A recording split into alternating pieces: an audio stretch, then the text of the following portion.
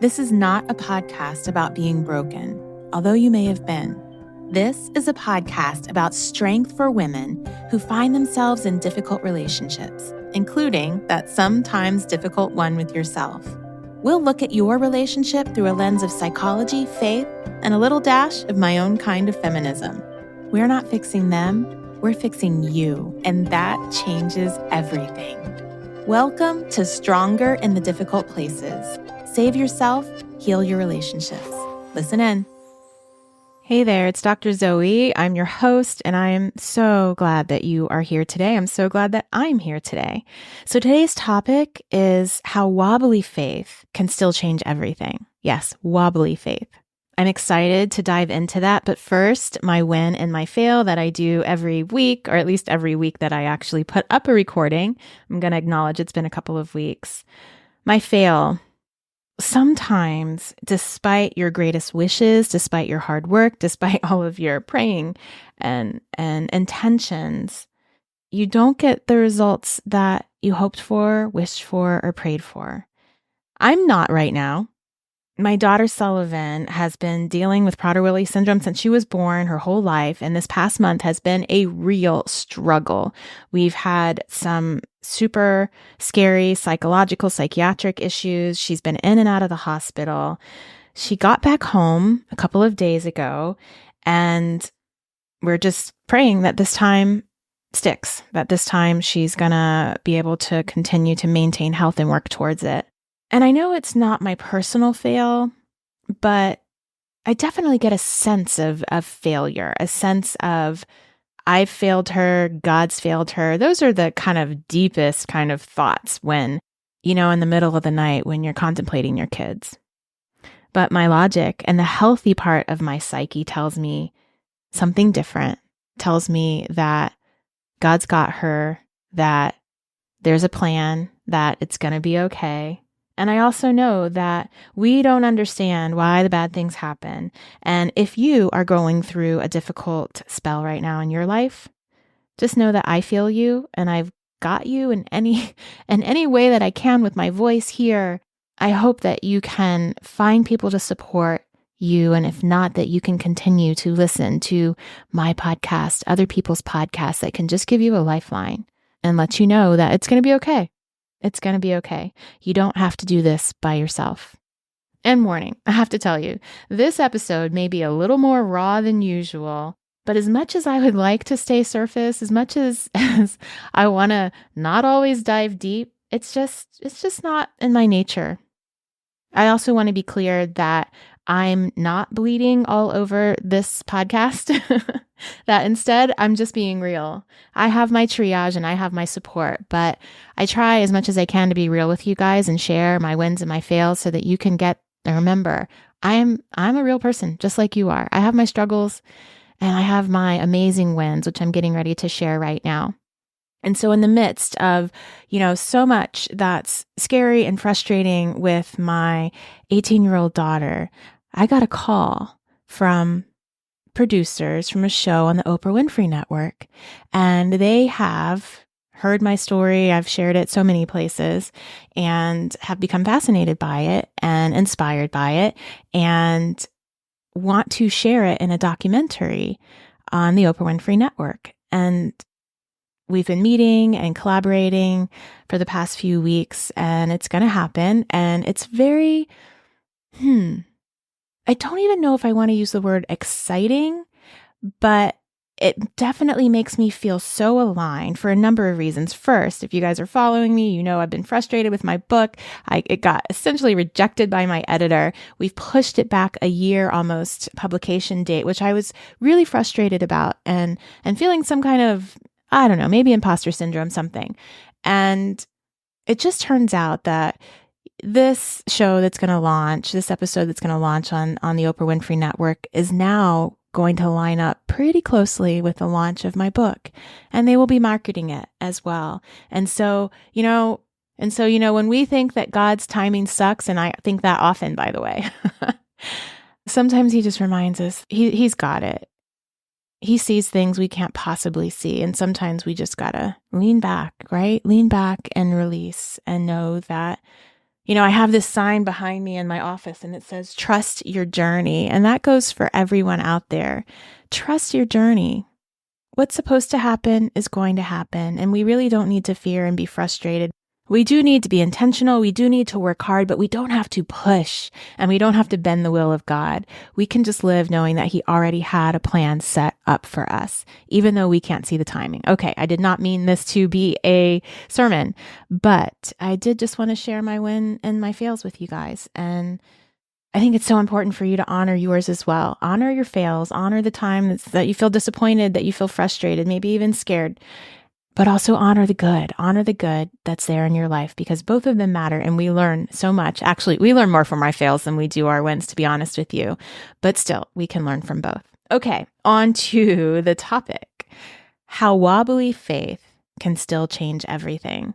I took some notes, so many notes at this Esther conference that I went to in Nashville, which is also a huge win. I had so much fun. It was so inspiring and inspirational to hang out with other women authors. Esther Press is a publishing company that only publishes women. They're a division of David C. Cook, but their division only publishes courageous women. I love it. Stories by courageous women. And that is enough to just kind of draw me to this publishing company, but the speakers that were on the stage at the conference were just all so inspiring. So this episode is really inspired by one of the speakers, Lena Abu Jamra, and she is an MD who also writes really beautiful devotional type books. Her most recent is called Through the Desert, a study on God's faithfulness. And so today I want to talk about how even a wobbly faith can still change everything. And I'm always talking about relationships and from the perspective of relationships. And I've walked so many people through difficulties in their marriages and their relationships with their children and their relationships with their parents. And I just want to give you some encouragement today. I just want to acknowledge that some of you are hanging on by a thread. Some of you have relationships and marriages that are so complicated, so difficult, where you've lost hope in many ways. And all of my how to fix your marriage relationship advice might just seem like it's not going to work for you, not going to work for you and your situation in your marriage. Some of you may desperately want a relationship that is real and lasting and deep, and for some reason, you haven't been able to manifest that in your life. Maybe you're single and you're still looking, or maybe you're married and you're so disappointed. Maybe you even feel like I've done the work. I've done my own personal work. Maybe you can see that you're emotionally healthier than many women who have the relationship that you want, and it feels so frustrating and unfair, and you just don't understand. And sometimes, honestly, it doesn't make sense. And sometimes it isn't fair. Can we just acknowledge that? I'm doing it today. So it's interesting because I just heard recently that there's this new birth movement. I guess a lot of doulas are talking about it or perpetuating this concept that you don't have to experience pain with childbirth. Now, I respectfully say that is the biggest load of crap I've ever heard, but I'm bringing that up because I don't want to sugarcoat the pain that is involved in your experience. And I feel like that's exactly what that statement or that movement is about. I bring people onto my podcast and I get on here almost weekly to help you with your relationship with yourself and others. But what I don't want to do is pretend like you shouldn't have pain in your experience or that navigating difficult relationships is easy if you just do the things. It's not. And just like I would never tell a woman that she shouldn't experience pain in childbirth because that's just gaslighting her. And then when she experiences, all she feels is disappointed in herself, like maybe something's wrong with her because someone's told her that it shouldn't be painful. And I don't want to do that for you guys. And so I'm telling you, yep, this is painful. Yes, this hurts. Yes, it's not fair. If you find yourself in a difficult relationship, it is not easy. And you know what? I talk about the fact that you have options, and you do, but honestly, sometimes all the options suck. There isn't always an easy answer to solve your relationship problems, to make your relationship healthy, or to get yourself out of a difficult relationship. And I'm not sitting here to try to make you feel bad. I'm just really sitting here to say, I get you, and I know what you feel, and I understand the conundrum that you're in. It does feel like you're between a rock and a hard place. So at this conference, what I loved about this conference is every single speaker spoke about Esther, that Bible story about Esther. Now, the story of Esther is a very small story in the Bible, but they had maybe 20 speakers all speaking about Esther, and none of them said the same thing. But what I did glean from this is that Esther is actually not a beautiful love story between Esther and her king, right? Esther was a young woman who was forced to marry a king. She was between a rock and a hard place. She had two bad options. One of her options would lead to possible death, and the other to disobedience to God. And so I just want to acknowledge the rock and the hard place that you might feel like you're in, but I want to also remind you that you were put here for a time such as this. So I'm telling you all of this because sometimes when we're in difficult places and relationships in our life, we can become so disappointed that it actually makes us begin to question our faith. And as we're trying to make choices, sometimes it can make us question, do I need to throw out my faith in order to be happy? Whatever happy means.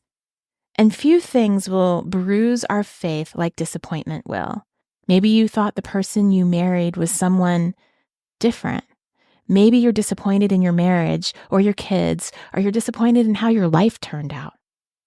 Resilient faith sees past disappointment, and that's hard. That is hard. Looking past disappointment, what does that even mean? When I think about that, I think about standing on, a mountain and you've got this valley of darkness and you have to look past that over the horizon. That is what resilient faith does. But today we're going to talk about wobbly faith. Because sometimes wobbly faith is the only faith we can have. A faith that's just like, I don't know, God. Like, I don't know. But I will tell you that resilient faith dares to believe that God is good even if the outcome is bad. Because faith does not hinge on the goodness of the outcome, but on the goodness of God, right? But what about wobbly faith? You guys know how small a mustard seed is. It is so very tiny. And we know what God says about us having the faith of even the size of a mustard seed. That faith matters, even if it's wobbly faith. And so I'm talking about that in the context of your relationship because maybe you've given up hope. And what I'm not asking you to have actually is hope that your marriage will be restored, that your relationships will be restored.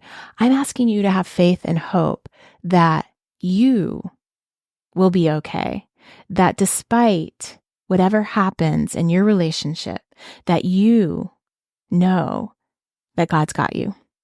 And sometimes that can be scary because when I say despite, you can come up with all the scary despites. Like, well, what if this happens? And what if that happens?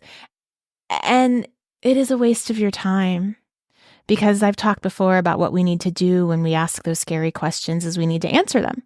And we need to remind ourselves, just like I talk to women about trusting, that sometimes women are so scared to trust in early relationships or in family relationships and relationships at all.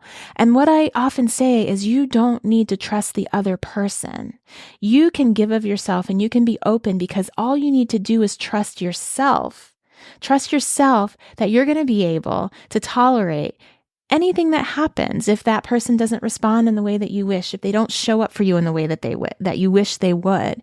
You can trust yourself, and that gives you some freedom. And so I'm asking you to put your wobbly faith not in your relationship, not in your partner and their response and whether he's going to give you what you need, but take your wobbly faith and put it in God and put it in yourself, knowing that you already have the tools to deal with whatever might come forward in your relationship. I don't know what's going to happen with my daughter, but I do have wobbly faith. It's not the strongest faith every single day, but I do have a wobbly faith that I know it's going to work out. I don't know what's going to happen in my future relationships, but I do have a wobbly faith that I know it's going to work out, and I know that I can tolerate and I can help myself, and I've developed skills and resilience. And I've developed some things to know that even if I get hurt, even if it doesn't work out, I'm going to be okay. I know how to take care of myself. And Esther's story is not an amazing story because The king ultimately said yes. Esther's story is amazing because of Esther's faith. She was stuck between a rock and a hard place. She was in, the most patriarchal of societies, and she had very little choice. She could have died just to have a conversation, or she could have been killed just going to have a conversation with her husband. So when you think of Esther's stakes, she needed to confront her husband about something, and it could have meant death. Maybe that can give you a little courage to have the confrontation that you need to have in your relationship. It will not lead to death. It might lead to some discomfort, but it will not lead to death. And if Esther did it, so can you. So I also want to talk about, when we think about faith, is that what we see as a good outcome is not necessarily what's supposed to happen for us. It's not necessarily what God sees as a good outcome. And so sometimes we have to redefine what good outcomes are. Does a good outcome mean everything is restored with your relationship? Does it mean that you no longer have any issues and life is, smooth sailing from here on out? The reality is that, especially on social media, we're a generation of good outcomes that hide a multitude of shame. So wobbly faith recognizes that fear is there. Wobbly faith doesn't try to ignore fear. It recognizes that fear is there, but it does act in courage, and it takes just the next right little step in the direction of where you want to go. So wobbly faith, it looks out over that horizon and says, I know I need to get there. Let me just think of the next small, tiny step that I need to do. So I want to talk about 4 fears when it comes to our wobbly faith. One of them is the fear of what they will think or say. So my question is, are you accepting the status quo in your relationship because you're worried about what others will think if you challenge it? Are you worried about what your partner will think when you challenge something that's always been normal for you guys? Another fear is fear of loss of comfort and security. Are you accepting the status quo in your relationship because you're fearful of the loss of comfort and security? Maybe you don't want to disrupt that surface piece that's in your relationship, although you've got a river of dysfunction underneath it. We all know that the question Esther wrestled with was, will he kill me if I confront him? The next fear is the fear of lack of clarity and purpose. So sometimes we stay frozen because we can't see the end line. We may know deeply right now, something's not okay. I need to confront this. I need to stand up for myself. But we can't see what the end looks like, and so we stay frozen. And what I'm going to encourage you to do, as someone who may have some wobbly faith, is to take the next right step even though you can't see the end, because what you can see is what's right in front of you. You don't always have to have full clarity of purpose in order to take the next right step towards the direction that you want to go, the direction that you know is healthy for you. And the last is the fear of the future, which is connected to that one too. How will this turn out? What if I fail? What if I can't do it, right? All of those what ifs. And I'm going to ask you very nicely to stop overthinking the future. I know you've heard people say this a million times, but it's true that the future does take care of itself. If you are consistently doing the next right small step, you are taking care of the future. You do what's right in the moment, and you let tomorrow take care of itself. So what does Esther do when she is worried, when she's stuck between that rock and a hard place? She fasts and she prays. And I can tell you that, man, these past couple of years, I've definitely been fasting and praying and really just trying to figure out, what do I do? So Esther's knee-jerk response to fear was to pray. And the reality is I can offer you all the psychological advice. I can explain the psychology of your relationships. I can talk to you about boundaries. I can talk to you about hard conversations and using I statements. But I cannot affect the power of prayer in your relationship. And when I think about the power of prayer and affirmations in my life and meditation and really just honing in and giving myself space to communicate with me and to communicate with my God, it is the most powerful intervention. And yes, I use all of those other tools as well, but it is the most powerful intervention, especially for someone with a wobbly faith. I don't believe that God calls us to suffer in difficult relationships. There is no good calling regarding that. God used Esther. So my question for you is, what's keeping you from living out your wobbly faith? Just wobbly. Is it fear? Is it anger? Is it uncertainty? I truly believe that wobbly faith, whatever little tiny mustard seed you can garner in that day, changes everything. You have resilience that is deeper than you could have ever imagined. And sometimes, I was talking to somebody and they said, I don't even remember who it was, and they were encouraging me and they used that statement, God doesn't give you more than you can handle. And I always push against that because I'm like, well, I wish he wouldn't have made me able to handle this, truly. But it is also the truth too. And the reality is the more that we can handle, the easier things do get over time. And so as much as I want to push against that, I also want to feel thankful that I do have that strength to tolerate maybe more than other people can. And that's okay, because with that strength, I'm also able to help other people tolerate the things that they need to tolerate.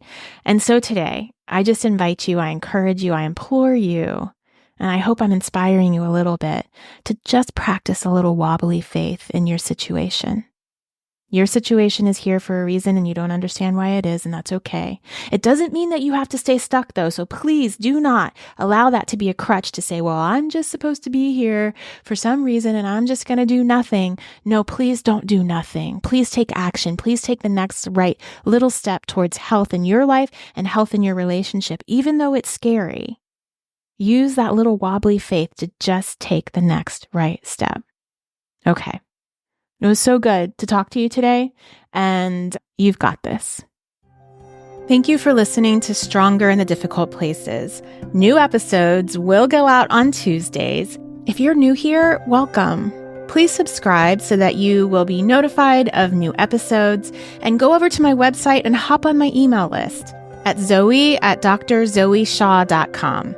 I will send you weekly encouragement. If this show is helpful, or if you know it may be helpful for a friend, please hit that like button and share it. And if you feel so inclined, I would appreciate a review. Have a strong week.